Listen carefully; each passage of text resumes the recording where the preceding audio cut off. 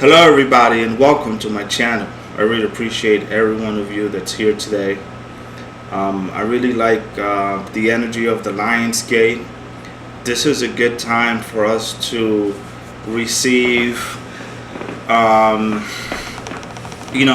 energies, and we can channel other beings. We can feel very different in our own bodies. I think that's very important. Also, um, when you do have these kind of communications with these beings, they give you information, and also you inquire a lot about um, what is your goal, what is your journey. And it feels like I'm going to repeat myself here quite a few times for everybody out there, because being, just in light of truth and things that you're hearing about, which is very accurate, I want to say that you should take in the energies of the Lion's Gate and feel yourself through it, right? I want to start by saying, when it comes to this, is that this universe is numerical. It works with numbers, and we're all aware of the numbers that pop into our heads immediately: 911, 311, and every other combination that you can think of. It's very important. Angel numbers 33, 33, 11, 11, and things like that also come into mind. So with me saying that, then you can't be in the fishbowl with other fishes and know what happens out there, outside of that fishbowl. The fishbowl is the environment where everything works and there's harmony, even in disharmony. The earth itself is a fishbowl, right? As an example for every one of you. So because the universe is numerical, it usually works in sets of threes. It's a magic number. Third dimension, fourth, and fifth dimension. Now let's consider that to be a fishbowl, 3, 4, and 5, a unit in a set of beingness, right?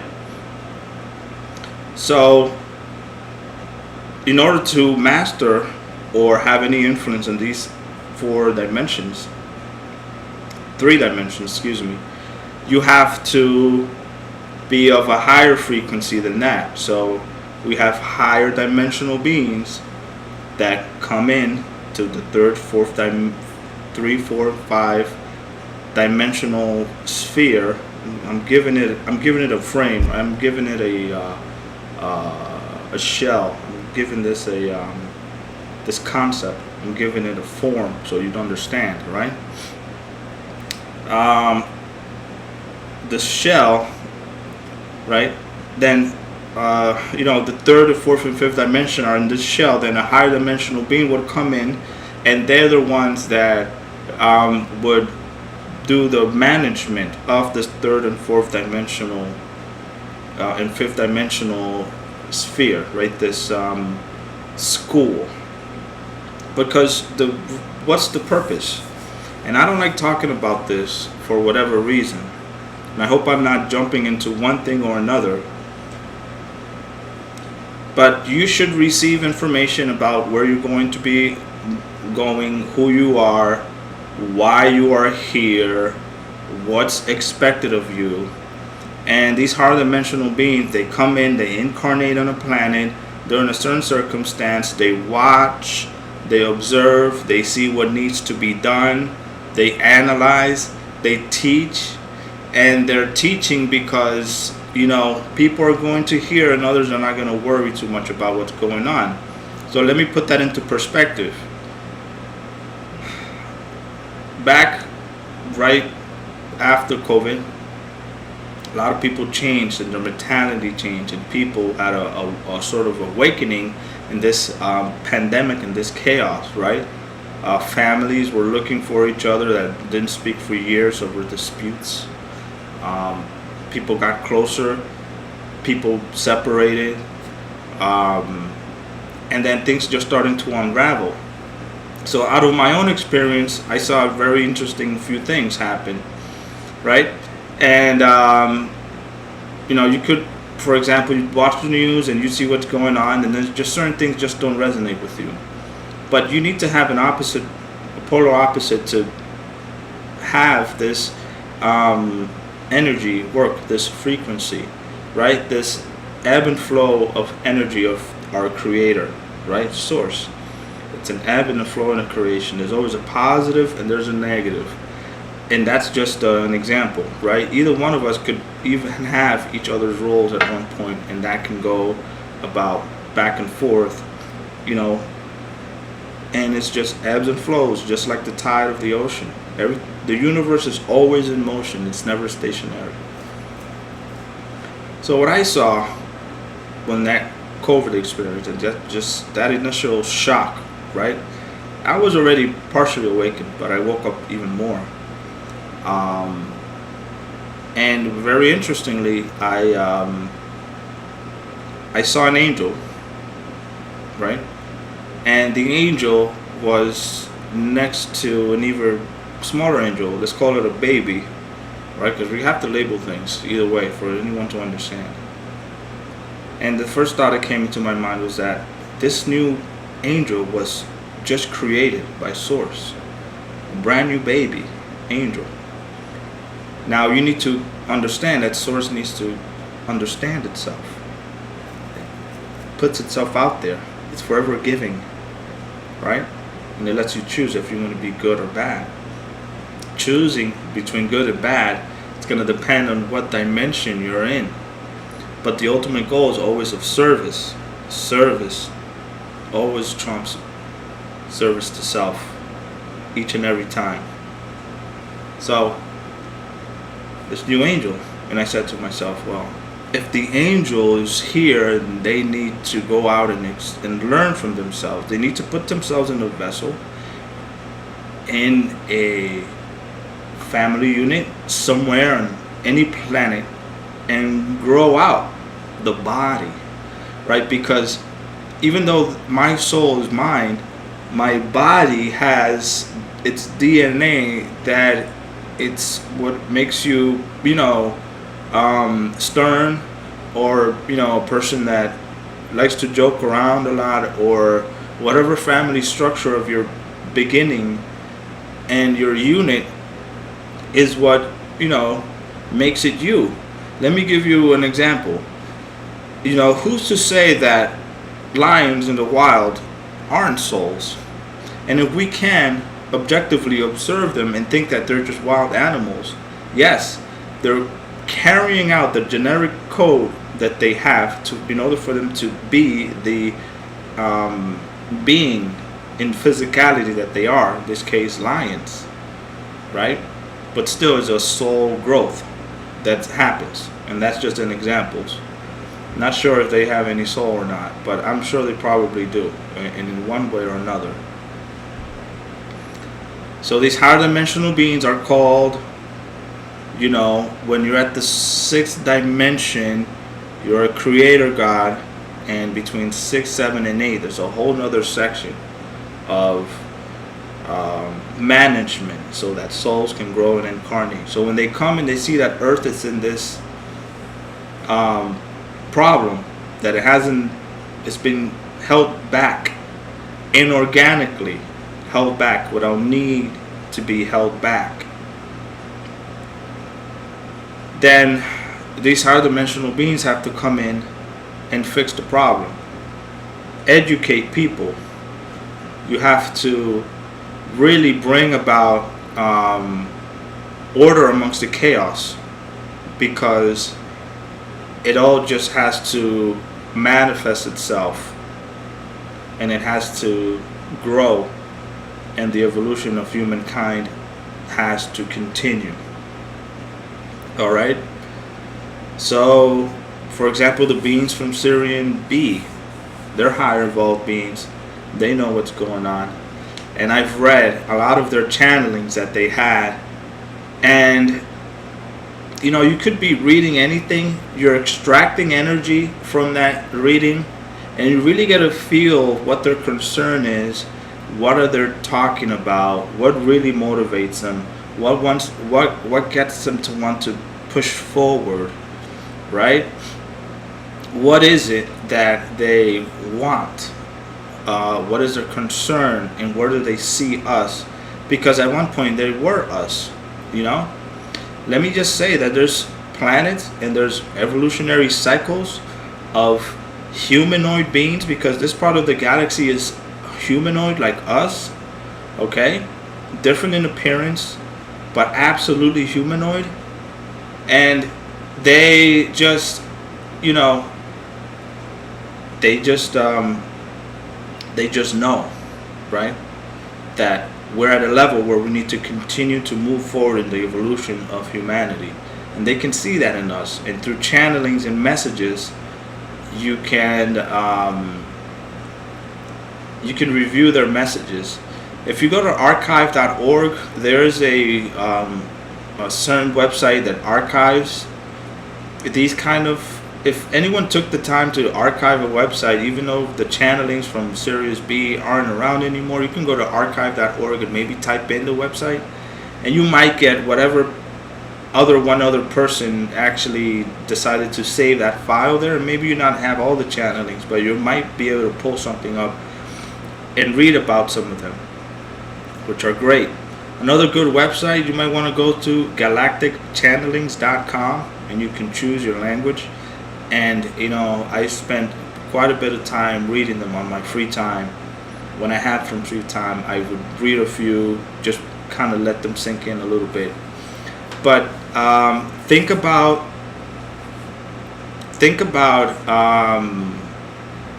the beings from Sirius too, like Salusa from Sirius. Just because not everybody has the ability to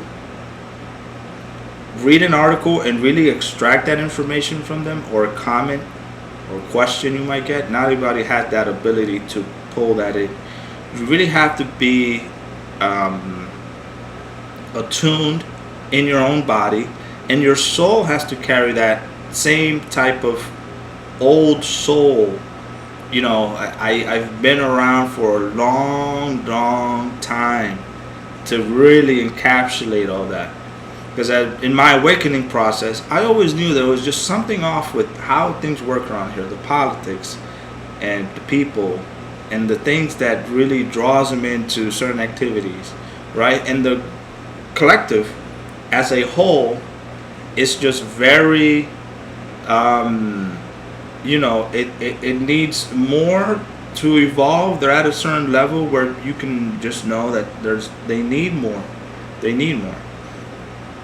So for you, I do notice that you have some restrictions. There's something that's pulling you back. You're not willing to give of you, or you're just not ready to let go of certain things that you have, maybe about your past, or things that you feel that weren't too good about you, or you feel regret of things that you've done to others. I have things in my mind that I'm always regretting. Why did I do that? As far as back as I was maybe like 15 years old, I'm like, why did I do that? And it just kind of stays there and it lingers, and every once in a while it pops up. When it pops up, I send it forgiveness. I send my past self, hey, it's okay, it's all right, everything is fine. I didn't forget about Sirius or Atlantis, so I'm just gonna bring out this piece of paper that I had already drawn out.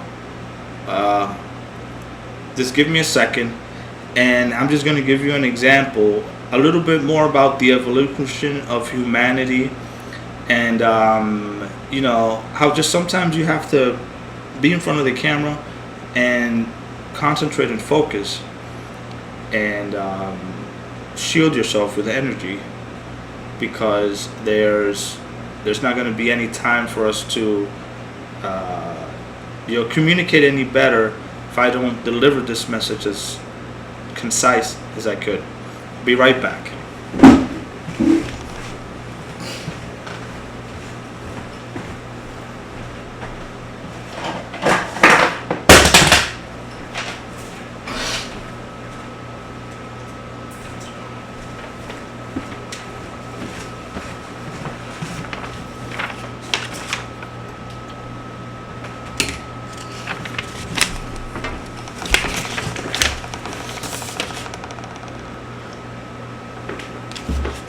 Okay, so when I was thinking about Atlantis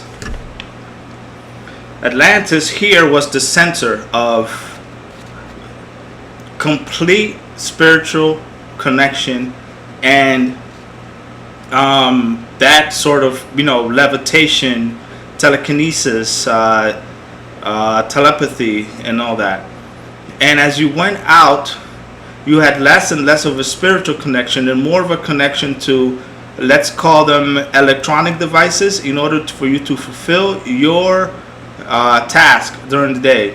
So when we could have had probably farmers here that were farming and doing just menial tasks similar to what we have now, and also technology, right, that allowed them to make their lives easier. So you got closer, you didn't really need to have the tools necessary that they had here in order to fulfill your daily activities here, and then even less when you get closer to the center. So the center was always a place where there was the most concentration of spiritual energy, and then further out you had a little more use of maybe modern day technology, whatever that may have been back then, right?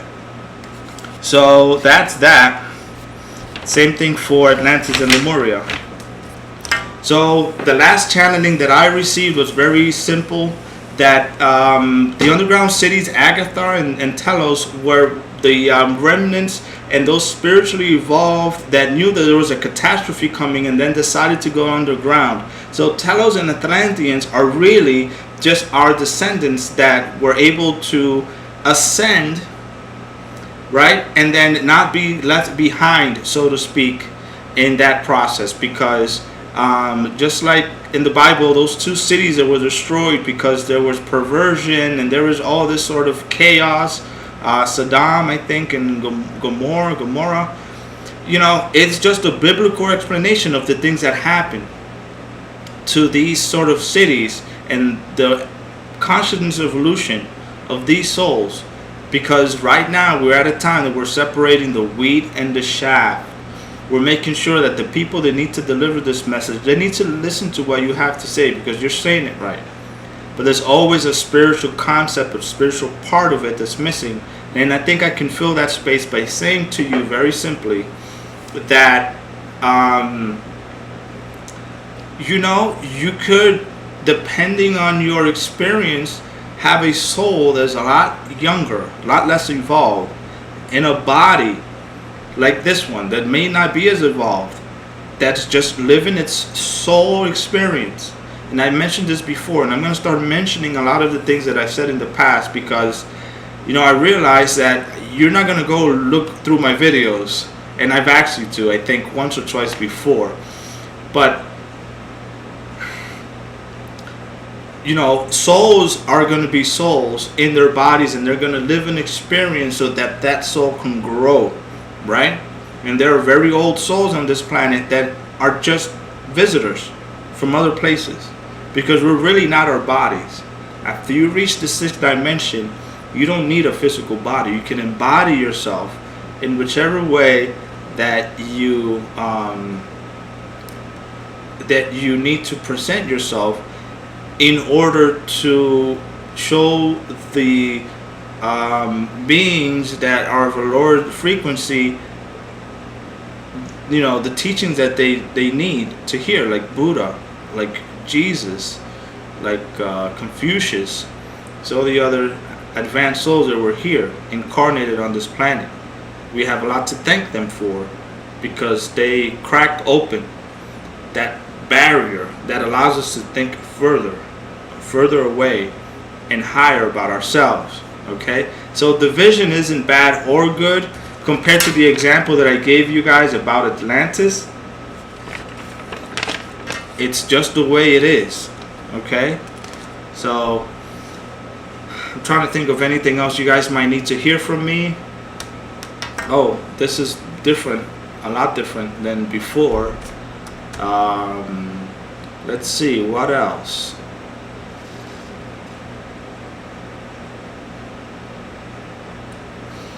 Well, now that we're having our friend upstairs and they're beginning to make themselves known, and that's going to go on for a while. My belief specifically is that China is going to get ahead with the whole discovery of space, and the United States don't want to be left behind. So they're trying to push this forward because, you know, if you develop enough technology like the Chinese to get up to the place where there can be some sort of contact, they will make that contact. You're meeting them halfway. So you can get to the point where you're making contact with these extraterrestrial beings. So that's what's happening now. We're getting all these congressional hearings and things because now the congressmen and the governments realize if they get too far away when it comes to this, then they're going to make contact first with these beings. And it doesn't matter who makes contact first, but you know, governments they're just play their war games. All they're playing is their war games. They'll fight and dispute over territory in wars, and you know the wars I'm talking about, they'll do it. There's no more land to claim. All you can do is take someone else's now, and that's what's happening in these wars. Some people are seeing it as the worst thing in the world. Others, higher understanding, know that, oh well, this is just some guy playing their ego to accommodate their ego, their soul that isn't really just there yet when it comes to things, right? So you have spirit guides, and these spirit guides, when you die and you're a soul, and you know all those that have gone have said, that was the best thing that ever happened to me. Thank you for liberating me. That's what they said. Thank you. You know, I needed that. I needed that. So, with that being said, you go. Your spirit guides say, hey, look, you have to, in order to continue your spiritual growth, so that you can become a soul, a soulless body, you need to grow, and this is the incarnation, this is the family you need to be born into, and this is what you need to do to get to where you need to be, right? Wherever that might be. All right? And a lot don't choose that. A lot say, well, I just want to go back and I want to have power over people, I want to run a government. Put me where I would do that, and I can. And your spirit guides will actually allow you to do that. You have a free will even then to say, well, even though this is the kind of education that I need in order for me to fulfill my progress as a spiritual person, there's still a part of you that says, well, I've done that role so much and long enough that I want to still continue to do that. And you would actually be able to incarnate and be born in a circumstance, in a situation where you'll be 18 at a time of war, you'll be able to get through that war, you'll be, you know, decorated with medals, and then in your later years you'll be president of that country or whatever. And it's already all planned out for us. It's already all planned out for us. It's all there, and that is possible for it to be.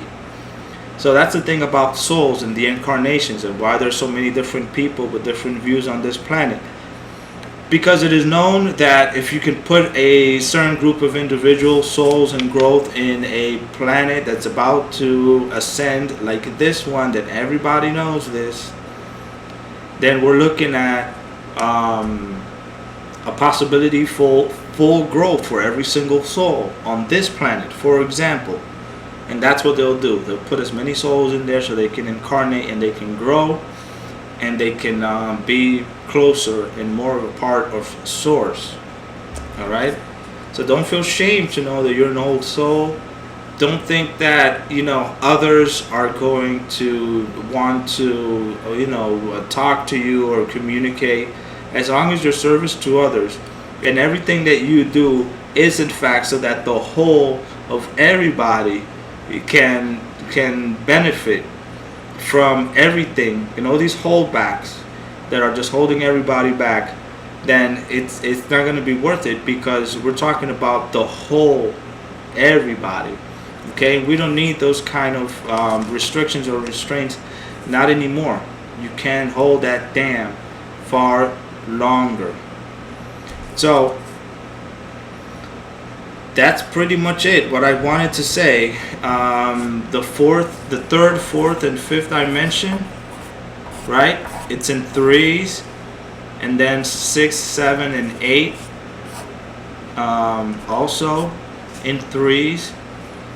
So in order for you to be, and I'm loosely using the word dominant, but in order for you to be of service to a lower sense of dimension, you can't be part of that fishbowl environment yourself. You would have to come from somewhere outside of that, right? You would have to be somewhere in this dimension for you to participate and be able to help this dimension grow. I'm gonna post a link, and maybe some of you guys have already seen this video, but it's very important the way that Ningizida, Enki's son, and Ninma's son, how he explains exactly what I've just mentioned to you here about how these beings are good at bringing evolutionary growth through the third, fourth, and fifth dimension, and they've been assigned to complete this task of bringing forth the beings from the third and the fourth dimension and allow them to ascend. That's all they do. That's our place in the world, in the place of the, you know, the cosmos or the universes, to bring about growth within these three dimensions: third, fourth, and fifth. Now, which dimension do you think that we're in right now? All right. So we have a lot of work to do. I'm going to post that link. I'm going to find the video. I'll post the link. I'll make sure you get it, and then just the conversation just sways in a little bit. And I'd like to thank my sister for that. Okay, and thank you for that, sis, and thank you everything you do with the children. But think about how in Ningizida, Thoth just starts to talk about the process of evolution, right? All right, guys, so I'll leave you with that. I hope it's been wonderful for you guys wherever you might be.